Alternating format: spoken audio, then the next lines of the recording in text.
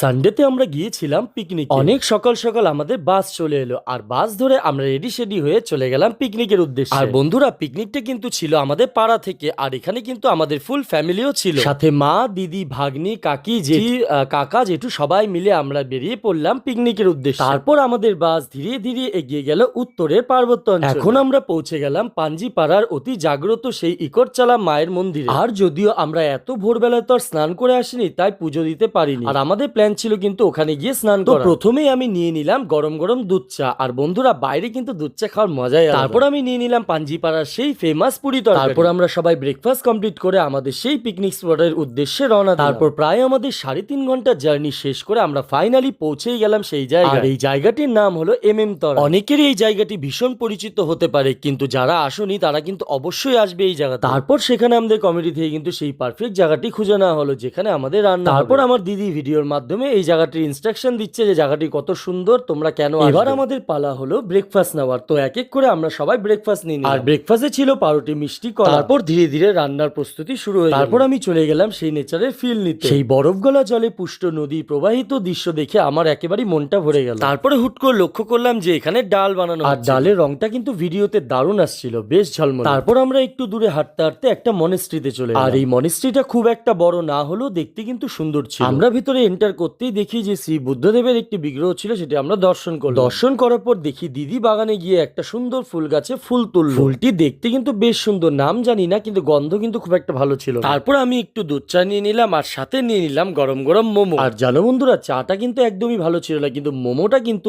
দারুণ টেস্টফুল ছিল। আমার মন ভরিনি, তাই আরো একটা প্লেট নিয়ে তারপর আমরা আবারও চলে গেলাম সেই নদীটির উপর একটি কাঠের ব্রিজ। ব্রিজটা আমার যদিও খুব একটা ভালো লাগেনি, কিন্তু সেখানে ফটোগুলো কিন্তু ভালোই আসছে। আমার দিদি কিন্তু অনেকগুলো ভিডিও, ফটো এগুলো শুট করে নিল। আমার যেহেতু পছন্দ হয়নি, তাই আমি নিজের একটাও সেখানে ফটো তুলি। তারপর আমি ধীরে ধীরে নদীর একেবারে মাঝখানে চলে এলাম স্নান করার জন্য। আর বন্ধুরা জানো, এখানে স্নান করতে তো দারুণ মজা লাগে, কিন্তু পাথরের জন্য খুব সমস্যা হচ্ছে। জলটা কিন্তু অনেক ঠান্ডা ছিল, যদিও রোদ উঠেছিল, তাই আমাদের সেরকম ঠান্ডা লাগেনি। তারপরে হুট করে দেখি মাটন রান্না হচ্ছিল, আর ফাইনালি চিকেন মাটন দুটোই শেষ পর্যায়ে রান্না চলছে। তারপর রান্না কমপ্লিট হওয়ার পর আমরা এক এক করে সবাই খেয়ে নিলাম পেট ভরে। আর রান্না বান্না কিন্তু বেশ ভালো হয়েছিল, খাওয়া দাওয়া দারুণ হয়েছিল। তারপর আমি ভাগ্নিকে পেপার দিয়ে একটা নৌকা বানিয়ে দিলাম। হুট করে নৌকাটি ডুবে যাওয়ায় আমি আবার নতুন করে ভাসিয়ে দিলাম। একটু একটু করে নৌকাটি কিন্তু বেশ অনেকটা দূর পৌঁছে গেল। তারপর ফাইনালি আমরা বাসে উঠে গেলাম, আমাদের আজকের পিকনিক কমপ্লিট হয়ে গেল। তারপর হুট করে বাস অর্ধেক রাস্তায় নামলো চা খাওয়ার জন্য। তো বন্ধুরা, আজকের মতো ভিডিওটি আমি এখানেই শেষ করলাম। আবার দেখা হচ্ছে তোমাদের সাথে অন্য কোনো নতুন ভ্লগ নিয়ে।